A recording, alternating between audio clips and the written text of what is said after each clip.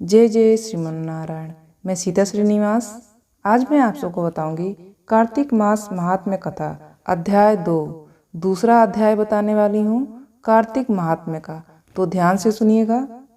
भगवान श्री कृष्ण आगे बोले, हे प्रिय, जब गुणवती को राक्षस द्वारा अपने पति एवं पिता के मारे जाने का समाचार मिला तो वह विलाप करके रोने लगी।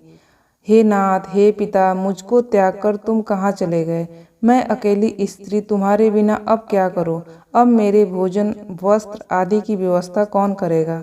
घर में प्रेम पूर्वक मेरा पालन पोषण कौन करेगा? मैं कुछ भी नहीं कर सकती। मुझ विधवा की कौन रक्षा करेगा? मैं कहाँ जाऊं? मेरे पास तो अब कोई ठिकाना भी नहीं रहा। इस प्रकार विलाप करते हुए गुणवती चक्कर खाकर धरती पर गिर पड़ी और बेहोश हो गई। बहुत देर बाद जब उसे होश आया तो वह पहले की ही भांति करुण विलाप करते हुए शोक सागर में डूब गई। कुछ समय के पश्चात जब वह संभलती तो उसे ध्यान आता कि पिता और पति की मृत्यु के बाद मुझे उनकी क्रिया करनी चाहिए जिससे उनकी गति हो सके। इसलिए उसने अपने घर का सारा सामान बेच दिया और उससे प्राप्त धन से उसने अपने पिता एवं पति का श्राद्ध आदि कर्म किया। तत्पश्चात वह उसी नगर में रहते हुए 8 पहर भगवान विष्णु की भक्ति करने लगी।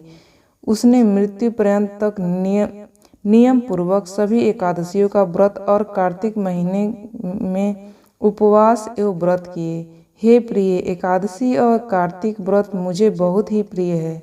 इससे मुक्ति, भुक्ति, पुत्र तथा संपत्ति प्राप्त होती है।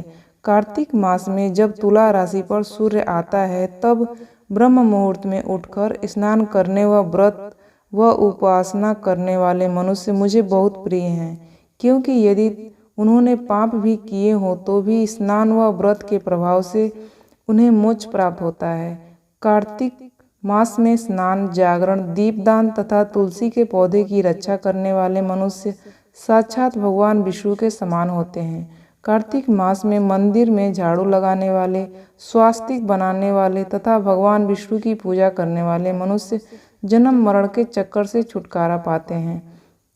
यह सुनकर गुणवती भी प्रतिवर्ष श्रद्धा पूर्वक कार्तिक मास का व्रत और भगवान विष्णु की पूजा करने लगी।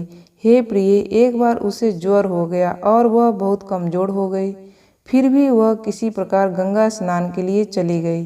गंगा तक तो वह पहुंच गई, परंतु शीत के कारण वह बुरी तरह से कांप रही थी। इस कारण वह शिथिल हो गई। तब मेरे भगवान विष्णु दूत उसे मेरे धाम लेकर आए। तत्पश्चात ब्रह्मा आदि देवताओं की प्रार्थना पर जब मैंने कृष्ण का अवतार लिया तो मेरे गण भी मेरे साथ इस पृथ्वी पर आए, जो इस समय यादव हैं। तुम्हारे पिता पूर्व जन्म में देवशर्मा थे तो इस समय सत्राजीत हैं। पूर्व जन्म में चंद्र शर्मा जो तुम्हारा पति था वह डाकू है। और हे देवी, तुम ही वह गुणवती हो। कार्तिक व्रत के प्रभाव के कारण ही तुम मेरी अर्धांगिनी बनी हो। पूर्व जन्म में तुमने मेरे मंदिर के द्वार पर तुलसी का पौधा लगाया था। इस समय वह तेरे महलों के आंगन में कल्प वृक्ष के रूप में विद्यमान है। उस जन्म में तो तुमने दीपदान किया था, उसी कारण तुम्हारी देह इतनी सुंदर है और तुम्हारे घर में साक्षात लक्ष्मी का वास है। चूंकि तुमने पूर्व जन्म में अपने सभी व्रतों का पालन फल पति स्वरूप विष्णु को अर्पित किया था, उसी के प्रभाव से इस जन्म में तुम मेरी प्रिय पत्नी बनी हो।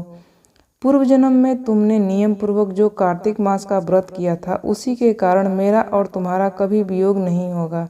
इस कारण कार्तिक मास में व्रत आदि करने वाले मनुष्य मुझे तुम्हारे समान प्रिय हैं। दूसरे जप तप यज्ञ दान आदि करने से प्राप्त फल कार्तिक मास में किए गए व्रत के फल से बहुत थोड़ा होता है, अर्थात कार्तिक मास के व्रतों का 16वां भाग भी नहीं होता है।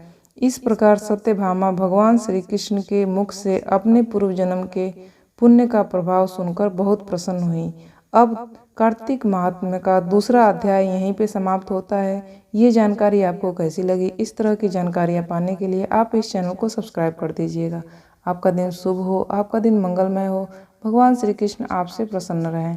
इसी आशा और आशीर्वाद के साथ इस वीडियो को समाप्त करती हूँ। जय जय श्रीमन नारायण।